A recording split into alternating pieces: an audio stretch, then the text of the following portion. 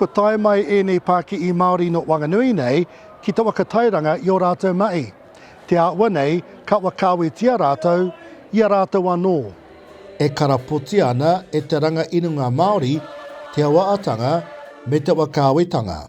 I feel quite privileged to be here, me and my wife, to come down here and to network with everybody, just to be in amongst a Māori-based organisation that put this on. I guess I have to do a mihi out to the organisers, Salita, for getting us involved in this. Inspiring, because we're all wānau, we're all from Parikino, so we're bouncing ideas off each other and just encouraging each other to give it a go. You don't know unless you try, and here we are today, doing what we do best. Connecting with all other Māori Pakihi here in Whanganui, and just getting to make connections with other like-minded people, and just seeing what Whanganui has to offer. Mai te mai wakarite ngā au, ki te manaaki rākau. Tai noa atu rā, ki te mai pakapaka pi ke te motuhake.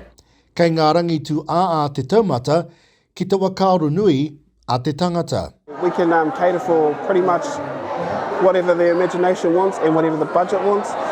Also coming up to summer, we've got our picnic parties up there on the stage. So I think we've booked for about 18 kids for a teddy bear style party. For these young guys seeing that and then coming along and noticing that it's actually a job, it's a career and it's a trade, they're pretty astounded, pretty astonished, and you know, they're a bit hesitant at the start, but once they get a grip of the task at hand and a little bit of knowledge on the whole concept of the job, oh, they love it. They just grab it both hands and run with it. So what makes them so special is that it's personalised to your own occasion. So we can do a Māori theme, birthday theme, or as per such, your gender theme. And it just relates to who you are. We can personalise your ingoa on it, and it just connects you to what you like to eat and what you're celebrating as well. Mō Salita tapu toro, kei te wakanuia ngā Pakihi Māori i tēnei uiuinga kei mua tonu i te aro o te mate uruta. We've got 70 plus Pakihi Māori here just from Te Awatupua that want more, you know, and they were excited. So we did a presentation, we got them excited, and the whole time though, this whole kaupapa is led by our Pakihi. So I'm just kind of the mouthpiece in the front of actually what they want, because that's really important. Mā te awa o rātou mai mō iowai, ko ngā tikanga a kuima a koroma te rerekētanga ki ngā Pakihi tauiwi. Cutting down an old tree is like taking a kaumātua away from the marae.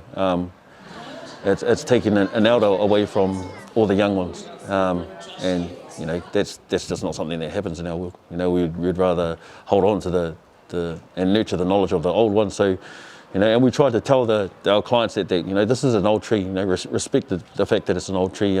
Nurture it. You know, we can restructure it for you and give it more life. A pē ea o rātou wakaro ki te kaupapa nei. The most enjoyable thing about it is bringing together Pakihi Māori to be able to present their products and their services and show the region and show us locals what's here in Whanganui. So I really enjoyed seeing what's on offer. Entrepreneurship is in our whakapapa, it's who we are, and you know, I'm just blessed, I feel so blessed to be part of the journey of this whānau, and just a little bit, and I'll continue to, you know, be their number one advocates and to support them all the way, yeah. Kia kitea tūturu nei, kei te pakari are te raka inunga Māori ki Whanganui nei. Eruera Rerekura, te reo o te uru.